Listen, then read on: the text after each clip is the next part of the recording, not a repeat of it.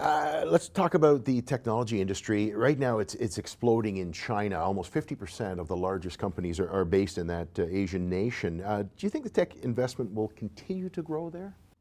Absolutely. China's famous for knocking off everything. If you take a look at the history, when they went to launch the Shanghai Stock Exchange, they were told that their civil law structure wouldn't work, and the best was common law, because some of the top Chinese Communist Party members went to law school in Australia, and they came back and they copied Hong Kong. It's all based on common law. Common law is more innovative, it's more organic, it deals with new case studies, set the new forms of law. When we look at the royalty companies in Canada, they won't deal directly, so they go through a common law structure, a public company that's in Canada or Australia that's going into where there's civil law. So I think they're going, and they're going to copy everything they can for best of breed. And they've done that now just with their stock exchange. They've done it with patents. So they're now the leader in filing patents, all based on common law. The idea of Uber, the Uber wasn't created under a jurisdiction of civil law.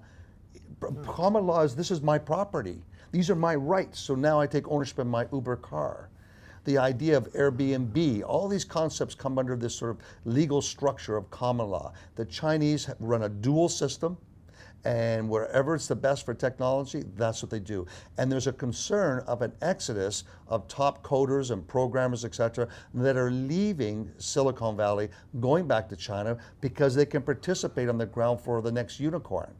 And there are more unicorn, which is $1 billion valuation on a technology company now in China, than there is in Silicon Valley.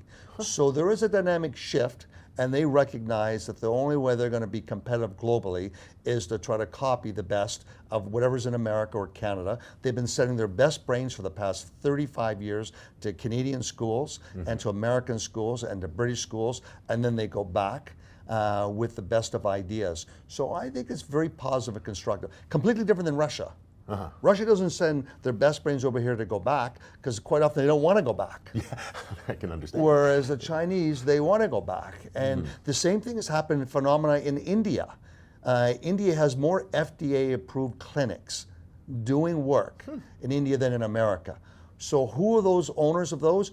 PhDs in organic chemistry and chemistry. They went to American schools and went back to India, and they set up their businesses, and they're doing subcontracting for big pharma in America.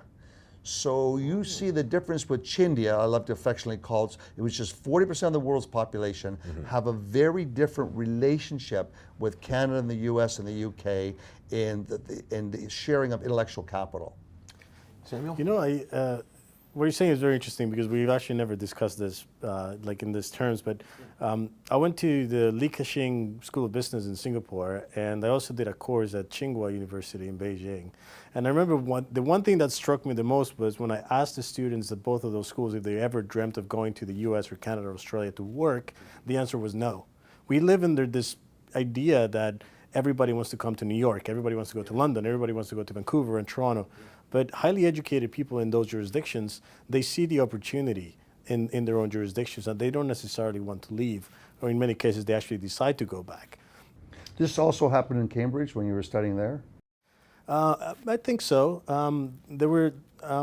What happened at Cambridge is we have a lot of students that come as part of their work progress. You know, they're growing and they're becoming senior in their positions. Very, very large organizations in China, like SAFE, the biggest foreign exchange custody in China. And they send their top people to Cambridge to study, but they always go back.